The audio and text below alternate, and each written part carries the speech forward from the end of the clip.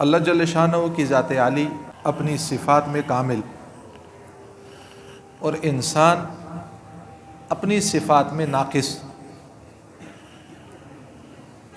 اب جس طرح اللہ رب العزت کی صفت ہے سننا، اللہ رب کی صفت ہے بصیر دیکھنا، اب یہ اللہ جل شانہ کی ذات عالی کی صفات ہے۔ انسان دائیں دیکھے تو بائیں سے کیا ہے؟ غافل ہے۔ انسان بائیں دیکھے تو دائیں سے کیا ہے؟ اسے نہیں پتہ دائیں کیا ہو رہا ہے۔ آگے دیکھے تو پیچھے نہیں، اور پیچھے دیکھے تو انسان کو یہ پتہ نہیں ہے کہ آگے کیا ہو رہا ہے۔ انسان کا سننا ناقص، ہمیں فون آ جائے اور ہم اس پہ بات کر رہے ہوں تو کمرے میں اندر 2-4 آدمی ہو تو ہم ان کو کیا کہتے ہیں؟ بھائی ذرا خاموش ہو جاؤ، مجھے اس کی بات سمجھ میں نہیں آ رہی۔ اور حدیث قدسی ہے، لَوِ اجْتَمَعَ أَوَّلُكُمْ وَآخِرَكُمْ، فرمایا تمہارے اول، تمہارے آخر، تمہارے جن، تمہارے انسان، سیدنا آدم علیہ السلام سے لے کر قیامت تک یہ ساری کی ساری انسانیت جمع ہو جائے، اور یہ ساری کی ساری انسانیت جمع ہو کر ایک میدان میں اکٹھی ہو جائے، اور ہر شخص اپنی بولی کے اندر، اپنی زبان کے اندر اللہ سے مانگنا شروع کرے۔ عرب کا رہنے والا اپنی زبان میں، عجم کا رہنے والا اپنی زبان میں، اور خطے اور دنیا کے حصوں میں رہنے والا ہر شخص اپنی زبان کے اندر مانگے تو اللہ کا سننا اتنا کامل ہے کہ فرمایا اللہ ہر مانگنے والے کی ہر فریاد کو سنتے بھی ہیں، جانتے بھی ہیں اور سمجھتے بھی ہیں۔ اور پھر جو کچھ یہ مانگ رہے ہیں اللہ ان سب کو یہ دے دے۔ لوگ مانگتے مانگتے مانگتے مانگتے مانگتے زندگی ان کی ختم ہو جائے، رب ان کو دیتا رہے دیتا رہے دیتا رہے دیتا رہے۔ تو حدیث کے اندر الفاظ ہیں، فرمایا اللہ کے خزانے میں اتنی کمی بھی نہیں آئے گی، اللہ جل شانہ کی ذات عالی کے خزانے میں اتنی کمی بھی نہیں آئے گی جتنی تم ایک سوئی سمندر کے اندر ڈبوتے ہو، اور ڈبو کر پھر تم سمندر سے نکالتے ہو، اور اس سوئی کے آخری کنارے پر ایک پانی کا قطرہ لگتا ہے۔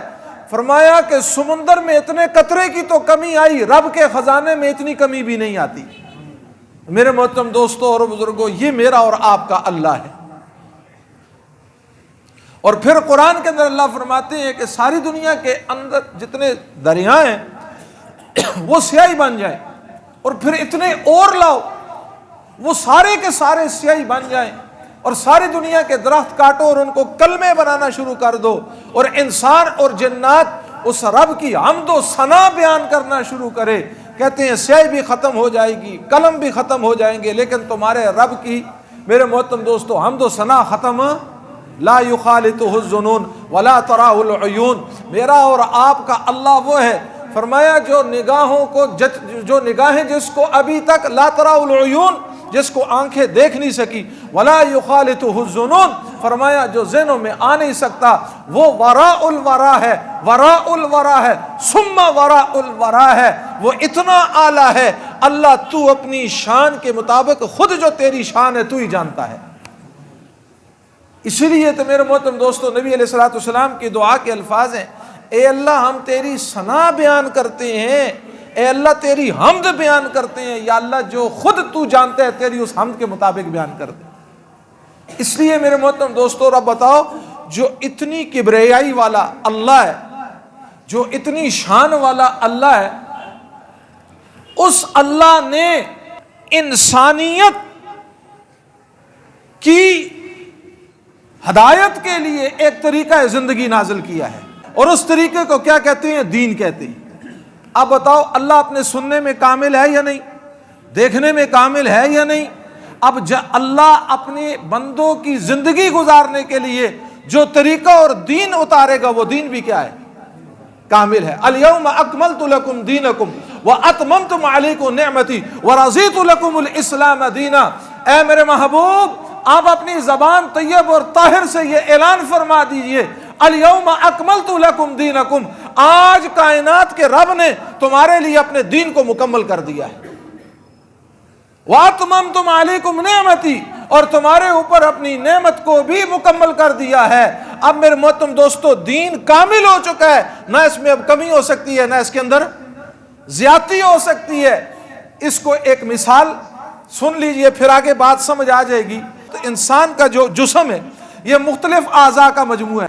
اس کے اندر آنکھ ہے، اس کے اندر کان ہے، اس کے اندر ہاتھ ہے، اس کے اندر پاؤں ہے، اور یہ اعضاء ایک دوسرے کی ضد ہے، ایک دوسرے کے مخالف ہیں۔ کان سن رہے ہیں، آنکھ سن نہیں رہی، اس کے مخالف ہے۔ آنکھ کیا کر رہی ہے؟ دیکھ رہی ہے۔ ہاتھ پکڑ رہے ہیں۔ تمام بدن کے اعضاء ایک دوسرے کے مخالف ہیں، لیکن ایک چیز رب نے ایک ایسی اتاری ہے، ان مخالفتوں کے باوجود ان کو ایک کر دیا، ایک جان کر دیا، ایک ان کے اندر احساس پیدا کر دیا۔ اگر رات کی تاریکی میں انسان کے پاؤں میں درد ہو جائے، آنکھ سوتی ہے؟ ایسا نہیں ہوتا۔ انسان کے ہاتھ میں درد ہے، انسان کے سر میں درد ہے، لیکن پورا بدن اس کے اندر کیا ہے؟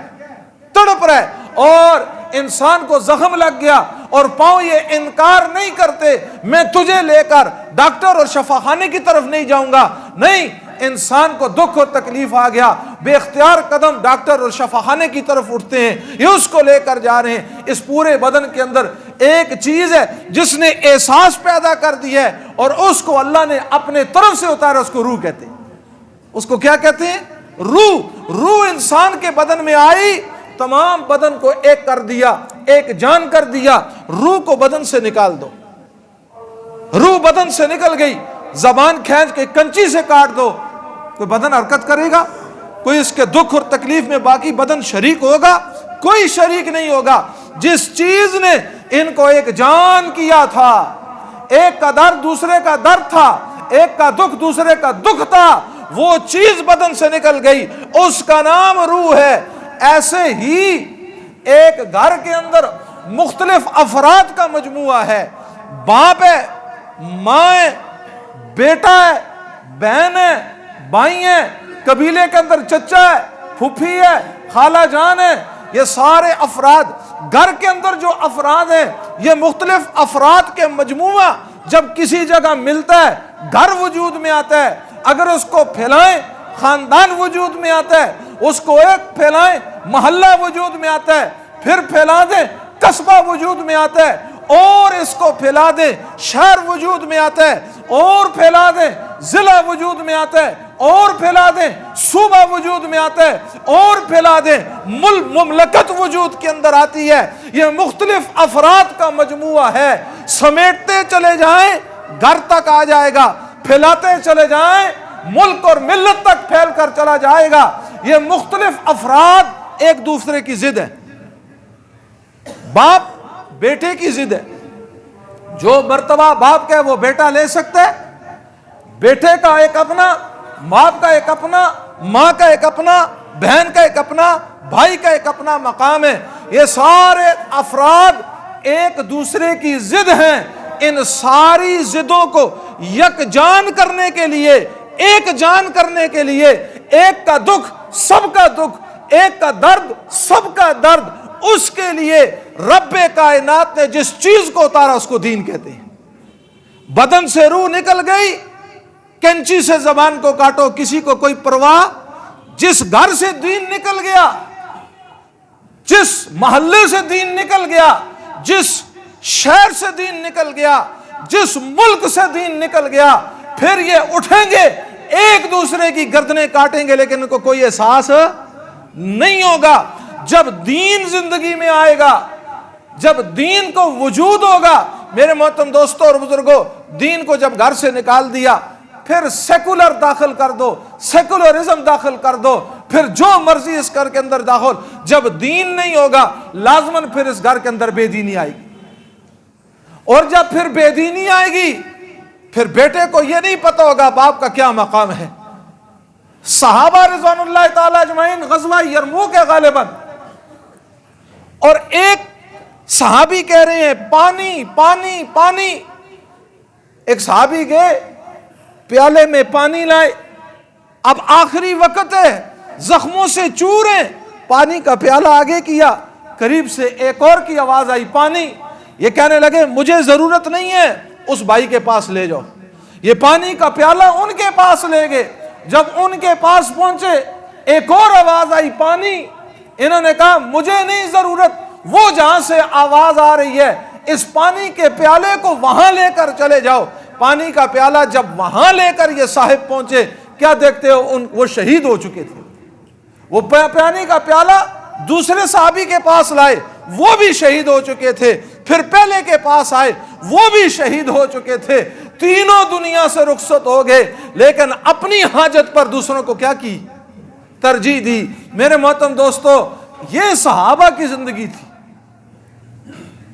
دین زندگیوں کے اندر تھا. سیدنا عمر فاروق رضی اللہ تعالیٰ عنہ کا زمانہ ہے.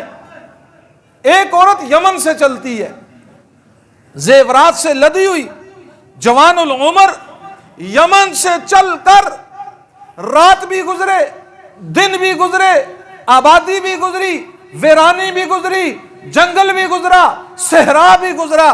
یہ سفر کرتی ہوئی کئی دنوں کے بعد مدینہ طیبہ میں جب پہنچتی ہے, سیدنا عمر فاروق رضی اللہ تعالیٰ عنہ کو اطلاع دی جاتی ہے. آپ نے کہا اس عورت کو بلاؤ.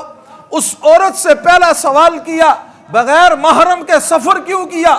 اس نے عذر پیش کیا. پھر آپ نے دوسرا سوال کیا, مجھے بتاؤ کہ تم یمن سے چلی, مدینہ منورہ تک پہنچی, اس راستے میں تجھے کوئی تیرا مال کسی نے لوٹا, تیری عزت پہ کسی نے ہاتھ ڈالا, تیری عفت پہ کسی نے ہاتھ ڈالا, تو نے راستہ چلتے ہوئے انسانیت کو کیسے پایا؟ اس لڑکی کے عجیب جواب تھا. اس نے کہا یمن سے چل کر مدینہ پاک اور مدینہ طیبہ میں پہنچی ہوں. اس راستے میں ساری انسانیت کو میں نے ایسا شرم والا, حیا والا, پاکیزہ, اجلا اور ستھرا پایا, مجھے یوں لگا یہ ساری مخلوق ایک ہی ماں کی اولاد ہے, ان کو ایک ہی ماں نے جنا ہے. سب کی آنکھوں میں حیا تھا, سب طیب طاہر اور پاکیزہ اور عمدہ اور ستھرے نفوس تھے, ستھرے وجود تھے. ان کو اس پاکیزگی تک کس نے پہنچایا؟ میرے محترم دوستو, اس کا نام دین ہے. جب دین زندگی سے رخصت ہو جاتا ہے, پھر ہوس بھری نگاہیں پڑتی ہیں, پھر کسی کی بہو, بہن, بیٹی کی عزت محفوظ نہیں رہتی, پھر یہ شکاری کتا بن جاتا ہے اور کتے سے بھی برتر ہو جاتا ہے. یہ اسے کوئی پرواہ نہیں, میں جس بچی کے پیچھے لگاؤں یہ بچی کسی گھر کی عزت ہے, کسی کی گھر کی عفت ہے, کسی گھر کی پاک دامنی ہے, کسی کی بیٹی ہے, کسی کی بہن ہے. بس یہ ہوس کا پجاری. بس میرے محترم دوستوں اور بزرگوں, یہ انسان جو دین سے دور ہے, اس کو ایک شیطانیت اس پر سوار ہے, ایک حیوانیت اس پر سوار ہے. اس حیوانیت کو پورا کرنے کے لیے کسی کی عزت جاتی ہے تو جائے, کسی عفت جاتی ہے تو جائے. راجہ دائر حملہ کرتا ہے اور قافلے کو لوٹتا ہے, مسلمان بچی کو قید کرتا ہے اور یہ قید میں فریاد کرتی ہے, اے مسلمانوں سنو, تمہاری ایک بہن قید میں ہے, اس کی فریاد سنو. یہ فریاد پہنچتے پہنچتے حجاج ابن یوسف تک پہنچتی ہے.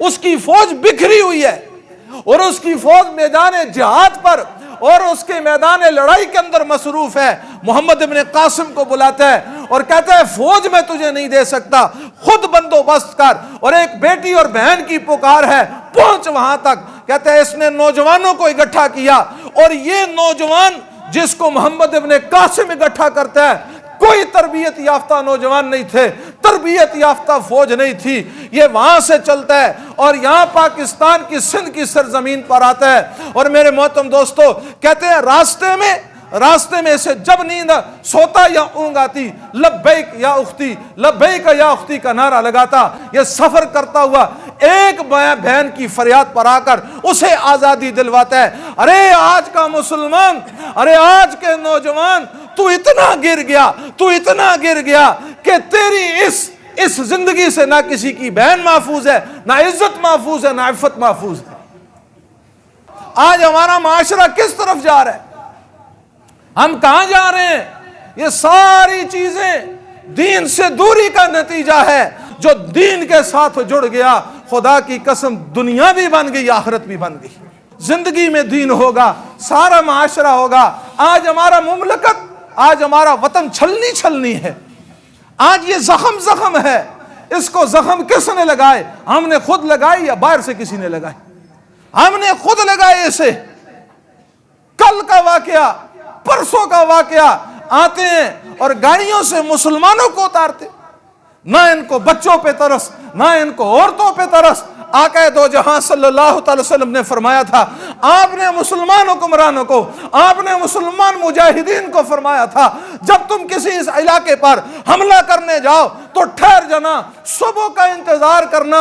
اگر تمہیں آذان کی آواز آئے سمجھ لینا یہ لوگ مسلمان ہیں، اگر آذان کی آواز نہ آئے تو حملہ کرنا. لیکن یاد رکھنا ان کے بچے تمہاری تلوار سے محفوظ رہیں، ان کی عورتیں تمہاری تلوار سے محفوظ رہیں، ان کے بوڑھے تمہاری تلوار سے محفوظ رہے. ہائے مسلمان کی تلوار جب کافر پر اٹھتی تھی، ان کی عورتوں کو بھی عزت اور ناموس کی حفاظت کرتی تھی. اپنی بہنیں، اپنے معصوم بچوں پہ جب تلواریں ان کی اٹھتی ہیں، ان کی گولیاں چلتی ہیں، انہیں ترس نہیں آتا. یہ کیوں اس طرح ہو گیا؟ کیوں وطن اس طرف چلا گیا؟ کیوں ہم اس طرف جا رہے ہیں؟ کیوں میرے محترم دوستو ہمارے دل اس طرح ہو گئے ہیں؟ ہمارے دل کیوں یکجا نہیں ہوتے؟ آج میرے گھر کے ساتھ کسی کا میت پڑا ہوا ہے، لیکن میری زندگی میں کوئی تبدیلی نہیں آ رہی. ساتھ پڑوسی کے گھر میں بھوکے مر رہے ہیں، کھانے کو کچھ نہیں ہے، لیکن آج میری زندگی میں کوئی ترتیب نہیں آ رہی. میری بہن فاقوں پہ زندگی گزار رہی ہے، لیکن میری زندگی صحیح طرح چل رہی. زندگی سے دین نکل گیا. آقا دو جہاں صلی اللہ تعالی وسلم کی سیرت نکل گئی. آپ صلی اللہ تعالی علیہ وسلم کو طائف کی وادی میں جب پتھر پڑ رہے تھے، آپ لہولہان تھے، آپ کا بدن خون سے آپ کا رنگین ہو چکا تھا، پھر بھی جد رحمت کی جولی پھیلا کر کہا اللہم علیکا اشکو ضعف قوتی وقلت حیلتی وہوانی علی الناس یا ارحم الراحمین، یا ارحم الراحمین، یا ارحم الراحمین. او کائنات کے رب، آمنہ کا لال محمد الرسول اللہ صلی اللہ تعالی علیہ وسلم تیرے سامنے دامن پھیلا کر کہتا ہے ربا مجھے ستایا، مجھے مارا، مجھے دکھ تکلیف دی. اللہ میں رحمت کی جولی کو پھیلا کر کہتا ہوں اللہ میری وجہ سے انہیں عذاب نہ دینا، معاف کر دے. آنے والی نسلیں تو مسلمان ہوں گی. آج بھائی بھائی کا دشمن بنو، سلام نہیں کرتے، ایک جگہ بیٹھنے کے لیے تیار نہیں ہے. کیا ہو گیا؟ یہ مسلمان ہے، یہ حضور کا کلمہ پڑھنے والا ہے. اس لیے میرے محترم دوستو ایک ہی حل ہے، اور وہ حل زندگیوں میں دین ہے. بس دعا فرمائے اللہ ہمارے آنے والی نسلوں کی، اللہ ہماری اس ملک، اس خداداد کی حفاظت فرمائے. ایک جان ہو جائیں. یاد رکھے دہشت گردی اس وقت ختم ہوگی جب قوم ایک ہو جائے، ملک ایک ہو جائے، ملت ہو جائے. یہ جو سانحہ ہوا اللہ ان شہداء کے درجات کو بلند فرمائے. اللہ ہمارے اس پورے ملک کے خداداد کی حفاظت فرمائے، خصوصاً ہمارے خطہ ہزارہ کی اللہ حفاظت فرمائے. اللہ مجھے اور آپ کو عمل کی توفیق عطا فرمائے.